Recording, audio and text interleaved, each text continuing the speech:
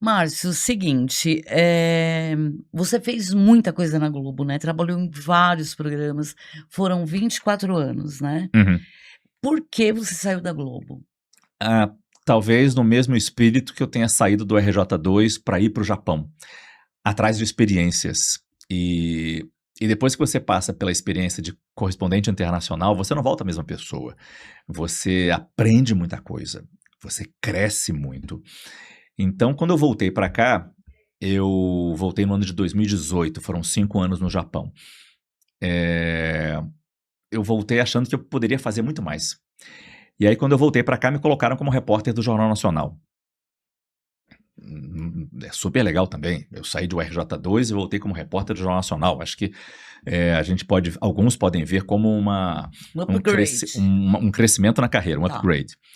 Mas para mim não era. Eu continuei achando que eu poderia ainda voltar para o estúdio para fazer o que eu gosto muito também. Se você perguntar o que você gosta mais, reportagem ou estúdio? Olha, eu vou dizer que é pau a pau. Vou dizer que é a mesma coisa. Adoro fazer reportagem, até hoje. Se você falar que eu tenho que fazer uma reportagem ali na esquina, eu vou perguntar, mas para quê? Vai se encaixar com o meu jornal de alguma forma? Vai. Então vamos. Vamos ali na esquina. Se for para o outro lado do mundo, eu vou porque eu adoro viajar. Mas vou também. E eu estava sentindo falta de ter um estúdio, de fazer um jornal. E eu estava percebendo que eu não ia ter mais essa chance. Eu não ia ter mais essa oportunidade da Globo.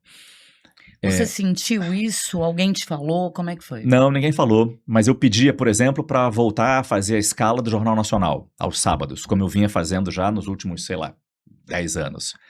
Não, você tem que ter uma bancada. Não é tão. Enfim, foi a justificativa que me deram.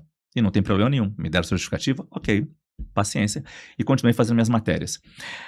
Aí eu consegui fazer, de tanto pedir, as folgas nos sábados no Jornal Hoje. E isso já era super legal, porque o Jornal Hoje é um jornal delicioso.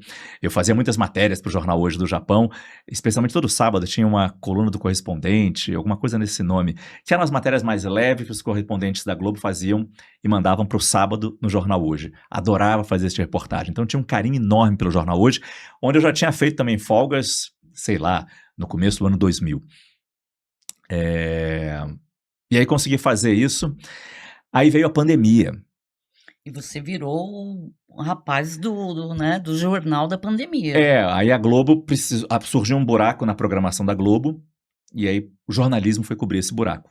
E eu fui escolhido para fazer aquele programa. E foi ótimo, não foi, O Márcio? programa foi um marco para mim, e acho que para muita gente também, de levar informação para uma doença que nem os médicos sabiam.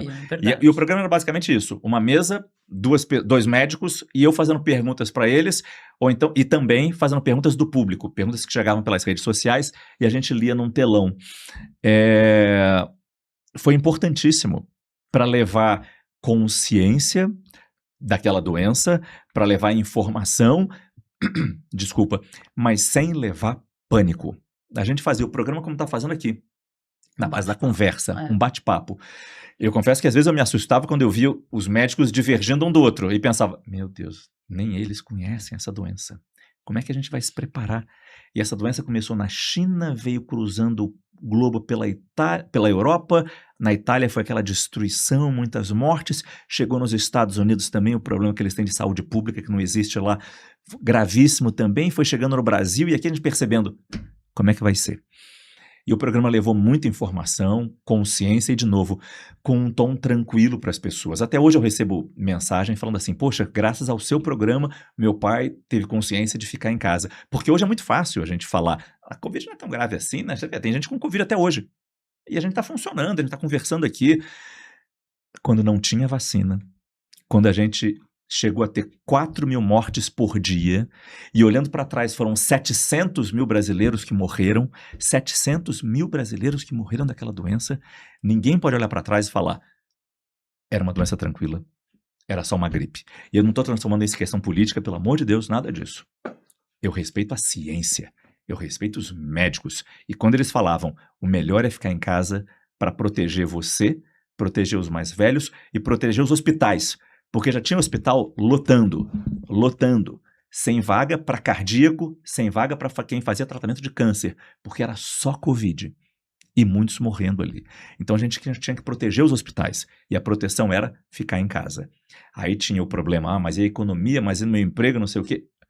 Vamos proteger a vida primeiro, depois a gente pensa no resto. Os impactos foram gigantescos, mas eu acho que não tenho medo nenhum de dizer aqui que a ciência venceu, a saúde venceu.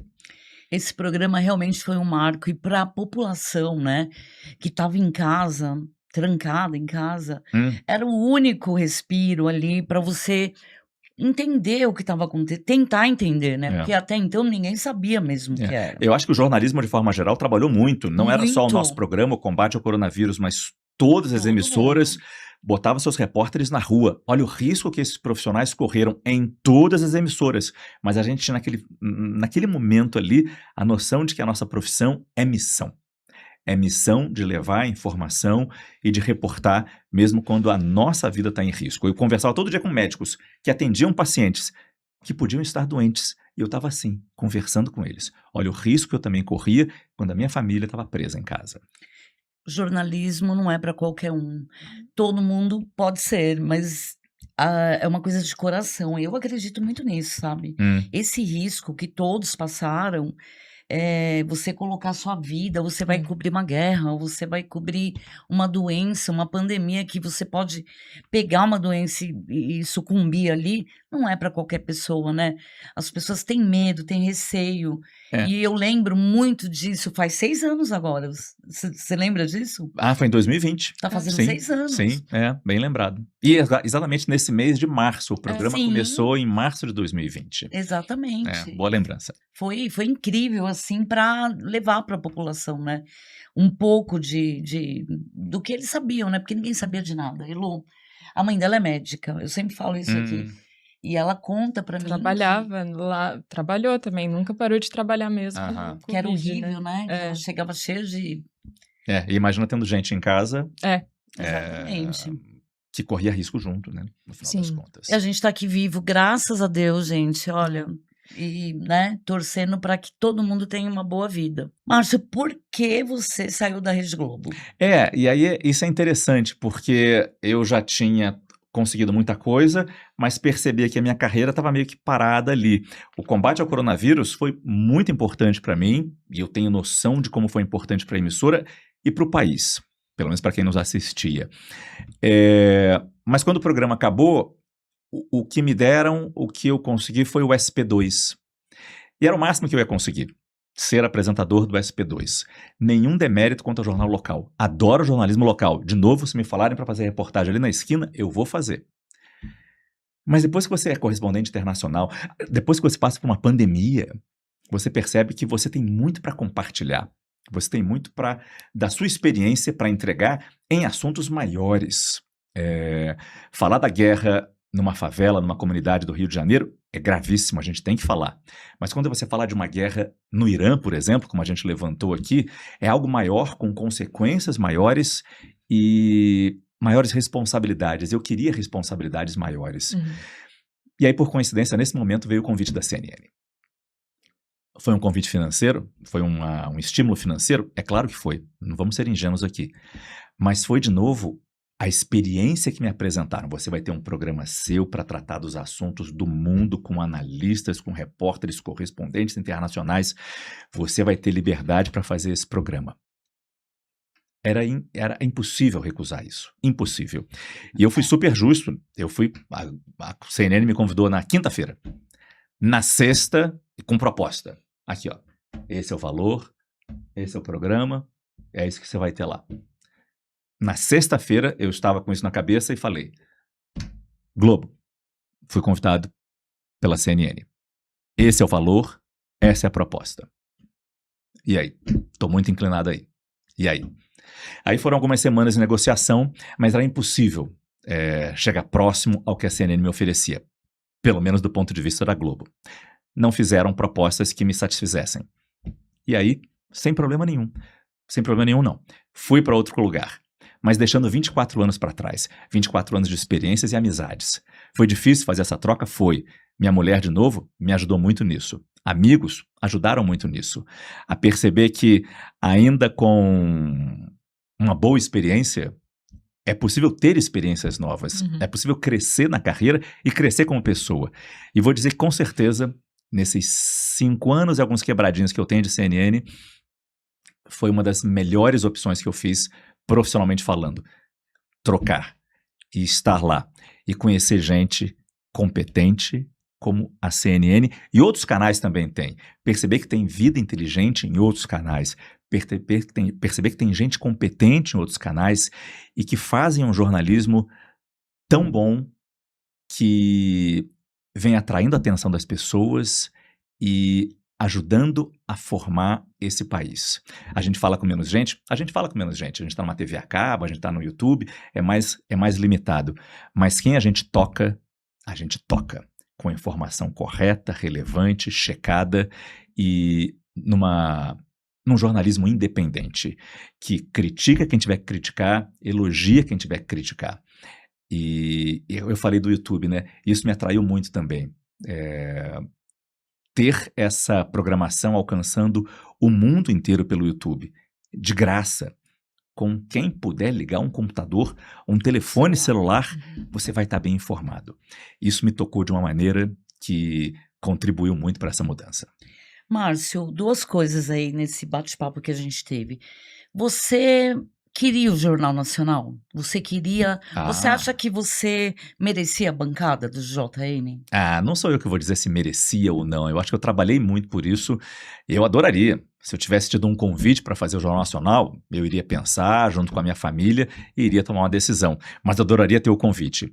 Esse convite para ser o titular do Jornal Nacional nunca veio. E pensando agora não ter vindo, é difícil falar se foi bom ou ruim, mas eu fui para a CNN. E na CNN talvez eu tenha alcançado a mesma dosagem de prazer, ou talvez até maior, do que estar na bancada do Jornal Nacional. Porque eu acho que eu faço um jornal que, sem falar que é melhor ou pior, mas é um jornal diferente do Jornal Nacional.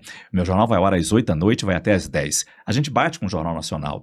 E quando a gente compara as coberturas, eu acho que o fato da gente ter repórteres ao vivo em vários momentos, analistas que são os melhores da TV brasileira, me ajudando a explicar, seja a informação de internacional, a política, a economia, não ficar apenas na reportagem, mas ter a reportagem, a informação ao vivo e também a análise. A gente consegue construir uma informação, a gente consegue empacotar a notícia de uma maneira que a gente entrega para quem nos assiste e fala: faz a sua decisão agora, toma isso e decida. Está certo ou está errado isso aqui? Se é bom ou ruim para a gente como país, para você como pessoa e para a gente como país. Decida isso. Porque é importante a gente ter pessoas que decidam e que de 4 em 4 anos ou de 2 em 2 anos votam e ajudam a formar esse país. Eu acho que nós, na CNN, fazemos a nossa parte de informar. As pessoas que se informem e saibam continuar esse legado, essa coisa valiosa que é a informação, em momentos importantes, decisivos, que, por exemplo, é uma eleição, e este ano teremos uma eleição, que com aquela informação nas mãos, votem. E votem direito. E votem com consciência, sem torcida. Então você não tem mágoa. Eu posso dizer aqui, o Márcio não tem mágoa da Rede Globo. Absolutamente nenhuma. O que eu consegui nos 24 anos de TV Globo, e particularmente todas as possibilidades que eu tive, e particularmente os 5 anos de correspondência no Japão, me fazem um profissional extremamente agradecido com o que eu tive na TV Globo. Eles são meus chefes, eu sou funcionário. Não quiseram? Ok, vou procurar quem me dê valor. E me deram valor na CNN. E me dão valor na CNN. E acabou. Não olho para trás com nenhuma mágoa. Ok, opção de vocês? Beleza, vamos em frente.